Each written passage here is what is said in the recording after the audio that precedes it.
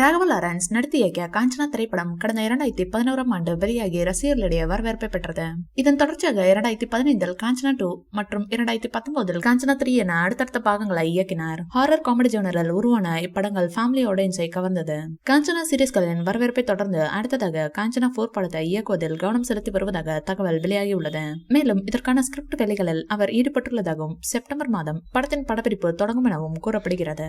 தமிழ் சினிமாவில் பேய் படங்களுக்கான மவுஸ் இன்றும் குறையவில்லை என்பதை அண்மையில் வெளியான அரண்மனை 4 திரைப்படத்தின் வெற்றி உறுதி செய்துள்ளது. படம் ரூபாய் 100 கோடி வசூலை தாண்டி உள்ளதால் லாரன்ஸுக்கு இது உத்வேகம் தந்திருக்க கூடும். தளபதிக்கு நெருங்கிய நண்பர் ராகவா லாரன்ஸ். அவருடன் ஒரு படத்திலாவது நடிக்க வேண்டும் என அவருக்கு ஆசையாம். தற்போது தளபதி விஜய் தளபதி 69 படத்தில் நடித்து வருகிறார். இதுதான் கடைசி திரைப்படம் என அவர் சொல்லவில்லை. எனவே ராகவா லாரன்ஸ் சமீபத்தில் தளபதி விஜயை சந்தித்துள்ளார். அப்போது காஞ்சனா 4 பாகத்தில் கௌரவ வேடத்தில் நடிக்க தளபதி விஜயுடன் கேட்டுள்ளாராம் ராகவா லாரன்ஸ் அவர்கள். அது ஒரு பாடலாக கூட இருக்கலாம் என வாய்ப்பு இருக்காம். நண்பருக்காக இதை ஒத்துக்கொள்வார் என எதிர்பார்க்கப்படுகிறது. காஞ்சனா 4 படம் தொடர்பாக இயக்குனர் ராகவா லாரன்ஸிடம் நடிகை பேச்சுவார்த்தை நடத்தி வருவதாக தகவல்கள் தெரிவிக்கின்றன.